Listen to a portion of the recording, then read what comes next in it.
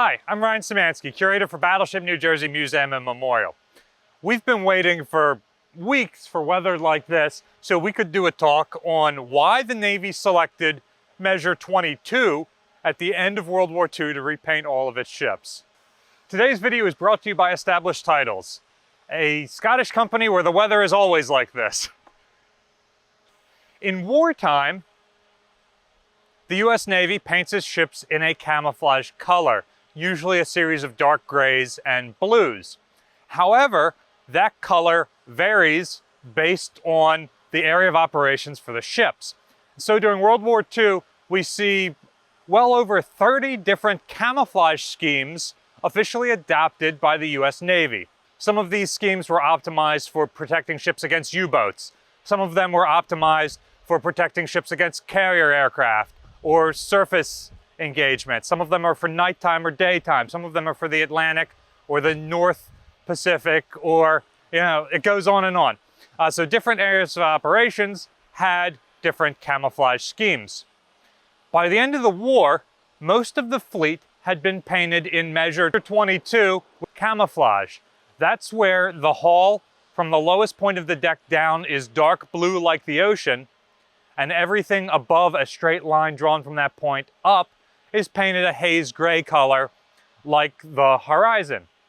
The decks are painted deck blue, and this was supposed to be a really good scheme to protect ships against aerial observation. So we're worried that during the invasion of Japan and during Okinawa and Iwo Jima right at the end of the war, that the kamikaze threat is the biggest threat to the fleet. So even though Measure 22 has been around for a couple of years, and some of the ships have been painted in that and then painted out of that and now painted back into it, that is what the biggest threat there in the central Western Pacific was. And yet, at the end of the war, the United States switches from Measure 22, which they've just spent 4 years learning that this is the optimized paint scheme, which is the scheme that you see New Jersey in today. Like basically from 1945, the end of 1945 to the present day. And that color scheme becomes so ubiquitous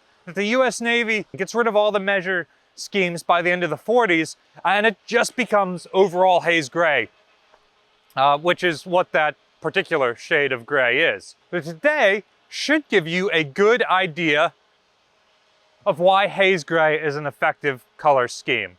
Today's video is brought to you by Established Titles.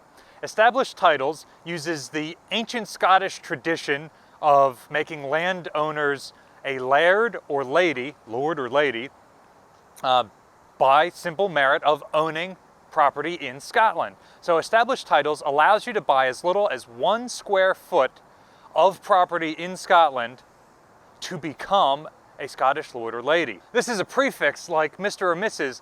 that you can put on things like your plane tickets, your credit cards, and even your dating profiles. That one's my favorite. They send you a certificate like this one. I'm Lord Ryan Szymanski now. Established Titles makes a great last-minute gift idea. Remember, the holiday season is approaching. And they donate to One Trees Planted and Trees for the Future. I absolutely love this environmentalism about the company. Remember to use the discount code Battleship to get 10% off your next purchase. And the first 200 people who purchase will get a plot right next to mine in the same kingdom. Established Titles makes a great last-minute gift, and they're running an amazing sale right now in addition to our discount code, so go over there soon. Go to establishedtitles.com/battleship and use the discount code Battleship to get your gifts now and support our channel and our museum. Oftentimes, especially in the mornings and evenings, it is extremely hazy out at sea, and this paint scheme blends in really well. Off to my left here, less than a half a mile away, is the Ben Franklin Bridge. You can't see it. About a mile that way is the Walt Whitman Bridge. You also can't see that.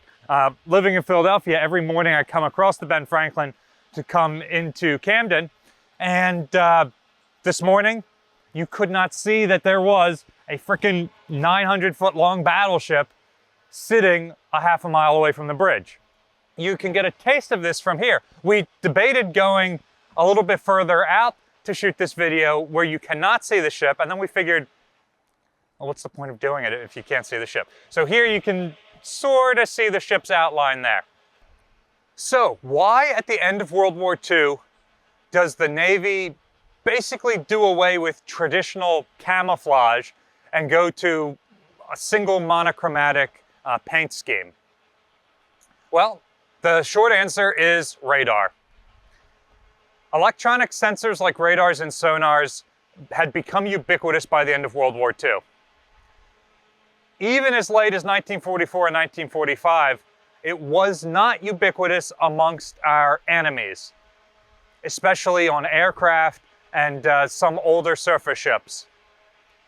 But by the end of World War II, when the German, Italian, and Japanese fleets were taken as war prizes by the Allies, pretty much every ship that was left had a modern electronic suite on it. And any ship built new after that point had modern electronics like radars. So camouflaging your ship becomes really unnecessary because camouflage doesn't protect you from radar. Even if it's a hazy day and this ship is coming up on you, you can still detect it on your sensors.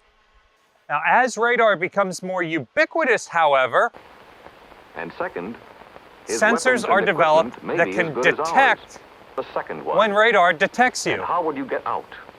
So if you are emitting electronic sensors during the Cold War, is to choose a route that ships have sensors on them that can detect those emissions and possibly even triangulate your position. At a minimum, they can tell that they have been detected. For example, And because all of these different radars and other radios, other signals like this operate on different frequencies, you can even tell what sort of antenna is emitting that frequency. And you can tell that, oh, hey, that is a frequency that Russian capital ships use on their large surface search radar. So we know that there's one of them out there. And so, during the Cold War, it becomes very common to not emit in wartime situations, not use your radio, not use your radars, so that other ships can't tell that you're there. New Jersey actually does a tremendous amount of training with this in the 1980s, as do the other Iowa-class battleships. So pretty famously, New Jersey sails in the Sea of Oshkosh in the late 80s. I think that's 87-ish, 86, 87. And she's operating with a battle group that is emitting, so the Soviets are tracking them. And then Battleship New Jersey peels off and heads north into the bear's backyard, as they called it, and is doing this without emitting any electronic signals. So at a certain point, she turns on all her signals again, and all of a sudden, the Russians, who thought New Jersey was with her battle group, because the battle group continues to emit these sorts of signals to try and telegraph that the ship is there, are all of a sudden scrambling to figure out, oh, what has that madman Reagan done? He's sent a battleship into our backyard, a nuclear-capable battleship. What is happening here? Another famous incident in the 1980s is during one of the RIMPAC exercises. I think it's RIMPAC 89. Missouri is detached as one of the aggressor units, I think, and she goes on ENCOM so that all of her sensors are off. The carrier battle group that she's fighting against in these war games is also on EMCOM, and it's a day like today, so you can launch the aircraft, but they can't necessarily see anything. And the story goes that Missouri shows up in the middle of this carrier battle group and then lights everything off to let them know that, hey, we got you. So again, we talk about how Iowa-class battleships are kind of useless in the 1980s in a surface action because missiles outrange their guns. But if you don't know where they are until they're within gun range, that's the ball game, folks. Nobody has any armor or any protection against that. And so on a foggy day like today, a foggy day like you get in the Central Pacific during a rim pack exercise, a foggy day like you get in the North Pacific in the Sea of Oshkosh, it becomes excellent weather for one of these ships to just vanish off the surface of the Earth.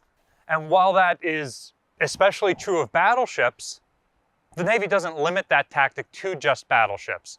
The smaller ships operating with battleships, the smaller ships that are operating alone now, like Arleigh Burke destroyers, that get independently detached, Ticonderoga-class cruisers, any of these modern ships may still be called on to do something like that. And so that's the main color that they're painted. Modern Navy ships are painted almost identically to New Jersey, with the haze gray overall scheme and a deck gray on the top to make them dark like the water if you're observing them from above. The only major difference in the last 30-some years since New Jersey was in active service is the hull numbers. On New Jersey, you can see her 62 is painted in white with a black silhouette behind it to really let you know what this ship is, and that stands out against the rest of the gray hull. Not only does it stand out visually, it stands out in infrared. So the modern Navy paints their hull numbers in a slightly lighter gray than haze gray to make it blend into the hull more.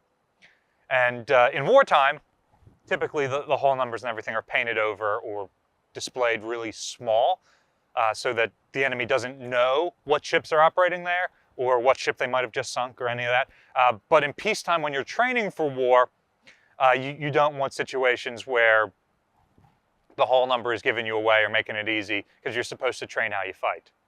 So the US Navy chose this color of gray, but that doesn't mean that everybody came to the same decision. Canadian ships, just a little bit north of the United States, are painted more of a green-gray color, just because that tends to be the more predominant color up north, whereas the US tends to operate in the Central Atlantic and Pacific.